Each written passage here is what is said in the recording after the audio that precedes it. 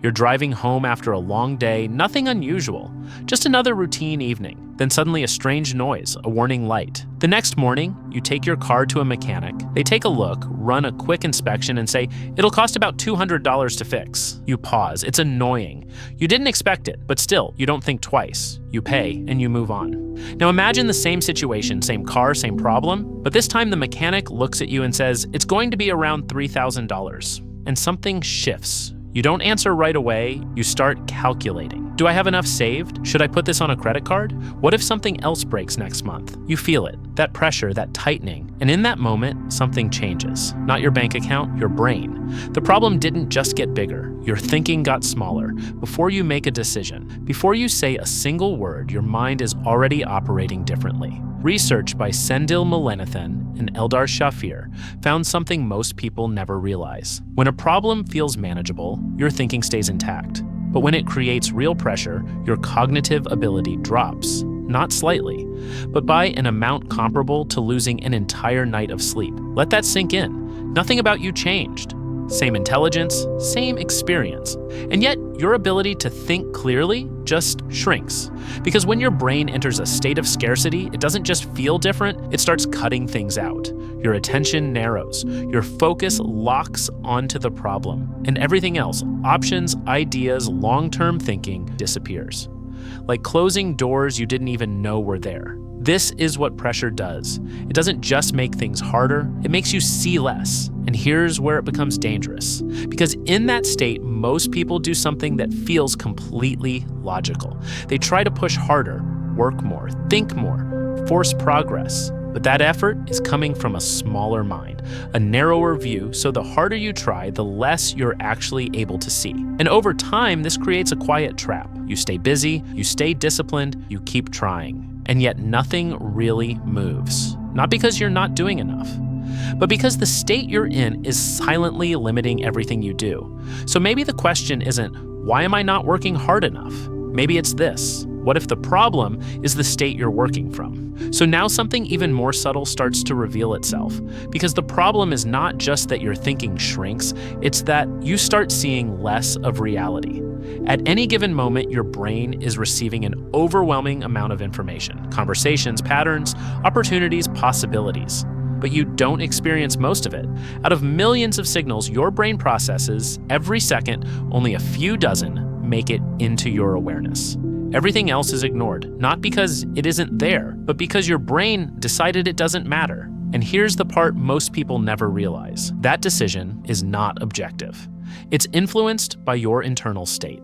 There's a system in your brain often called the reticular activating system. It decides what reality you're allowed to notice. Imagine this. You buy a new car. Suddenly you start seeing that same car everywhere. It was always there, but now your brain is letting it through because it matters to you. Now apply that to something else. If your mind is filled with thoughts like, I'm behind, I need to try harder, I'm not doing enough, your brain treats that as a signal, and then it starts filtering your world to match it. You begin to notice more problems, more pressure, more evidence that you're not there yet, but at the same time, something else disappears. Opportunities, leverage, simpler paths, not because they don't exist, but because they don't match what your brain is looking for. So even if the opportunity is right in front of you, you don't see it. And this is where everything starts to flip, because effort begins to feel like the solution. It feels responsible, it feels necessary, it feels right. But underneath, something else is happening. You're training your attention, and you're training it to look for difficulty, for effort, for struggle. And over time, that creates a quiet belief that progress has to feel hard. So your brain being consistent keeps showing you a world where everything feels hard. And this is the trap.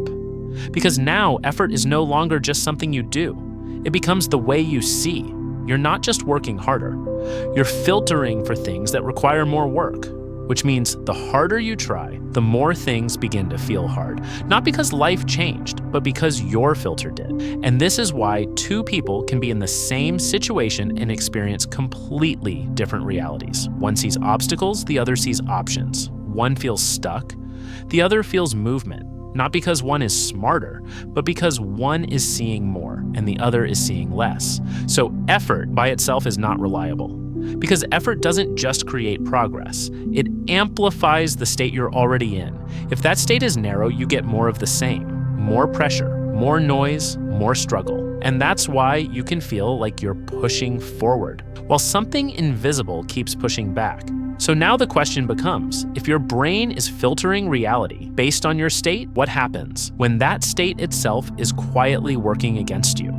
So now we understand something important. When pressure increases, your thinking narrows. When your thinking narrows, you start seeing less. And when you see less, your options disappear. But there's another layer that's even more uncomfortable. Because for many people, the real problem isn't what happens when they act. It's what happens before they ever begin. Think about this. How many times have you had an idea, something you knew could actually change things, and then you didn't do it? Not because it was impossible, not because you didn't understand it, but because something stopped you. And most people explain this in a very simple way. I need more discipline. I need more motivation. I just need to try harder. But what if that explanation is wrong? Because if you look closely, this pattern is everywhere. Out of everyone who learns something new, only a small percentage actually acts, not because they're more talented, but because something didn't stop them. So what is that something? It doesn't feel like a barrier. It feels like a thought, a quiet voice. What if this doesn't work? What if I'm not ready? What if I fail? And here's the dangerous part. That voice sounds reasonable. It sounds like intelligence. It sounds like caution. But underneath, it's something else. Protection. Your brain is trying to keep you safe because from its perspective, change is risk. Uncertainty is threat, and anything unfamiliar, even if it could move your life forward, feels dangerous. So instead of pushing you forward, your mind delays, it distracts, it redirects you toward what feels familiar. And over time, this creates a pattern. You don't just avoid action, you start redefining yourself.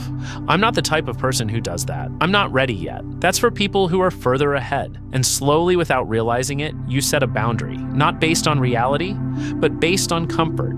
You don't stay stuck because you can't move. You stay stuck because your mind redefines where you're allowed to go.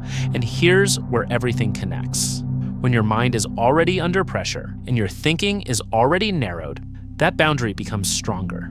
Because now it's not just fear, it's overload. And in that state, your brain isn't trying to grow, it's trying to reduce discomfort. So instead of moving forward, you stay where things feel manageable. Even if that place is quietly limiting your life. And this is why so many people feel stuck. Not because they lack ability, but because the moment they could move forward, something inside them pulls them back. So the problem was never just taking action, it was the state that made action feel unsafe in the first place. And once you begin to see that something changes, because now it's no longer about forcing yourself forward, it's about understanding what's been holding you still. So the question changes again. If your brain is filtering reality and protecting you from discomfort, what happens when those two systems start reinforcing each other? So now those two systems start working together. Your thinking narrows, and once you're inside it, it's very hard to see. Let's make this real. In a market in India, there are thousands of small vendors running the same kind of business. Every morning, they borrow money. About 1,000 rupees to buy goods for the day. They sell those goods, and by the end of the day, they make around 1,100 rupees. So their profit is 100 rupees. But here's the problem. They don't own the 1,000 rupees. They borrowed it, and the daily interest is about 5%, which means every day they owe 50 rupees just in interest. So out of the 100 they earned, half of it is already gone. They're left with 50 rupees, and from that they live. Food, small expenses, sometimes even something as simple as a snack. Now here's the detail that changes everything.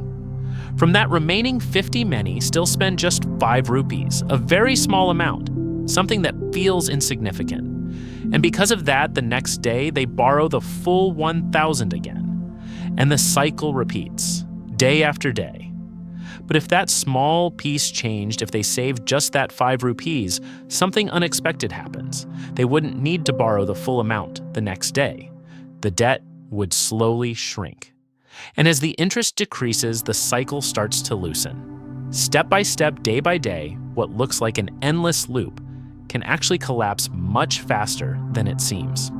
In fact, under the right conditions, this entire cycle could be broken in a relatively short time.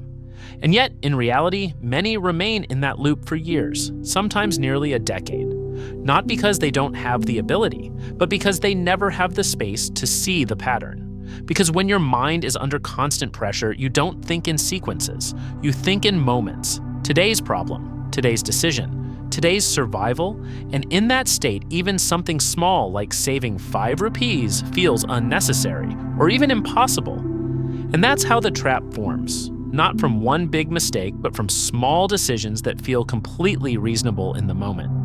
And over time, those small decisions become a system, one that's very hard to see from inside. Not because they can't escape, but because they never get the chance to see how.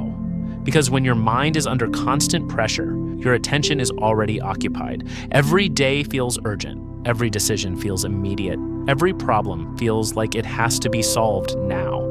And in that state, something important disappears. The ability to think beyond today. Planning feels distant. Saving feels unrealistic. Future thinking feels irrelevant. Because your brain is focused on one thing: survival.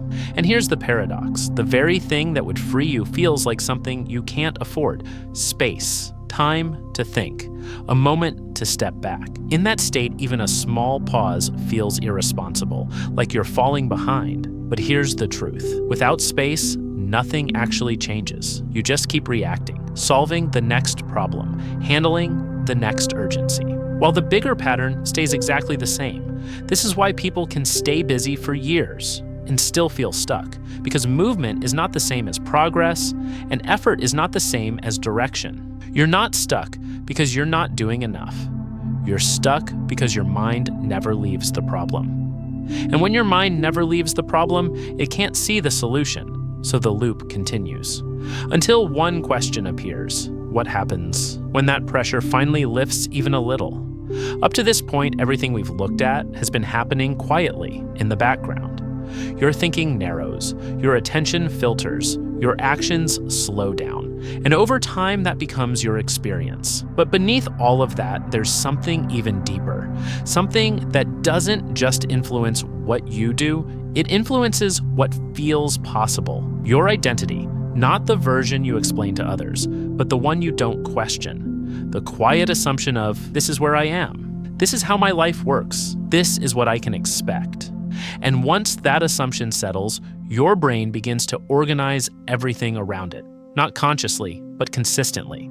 If somewhere in the background you carry the feeling that I'm still trying to get there, I'm not quite there yet, I need more before things change, then your attention naturally moves toward what's missing, what's incomplete, what still needs to be fixed. But something interesting happens when that position shifts. What if I'm not as far behind as I think? Because your brain doesn't just respond to reality, it responds to interpretation.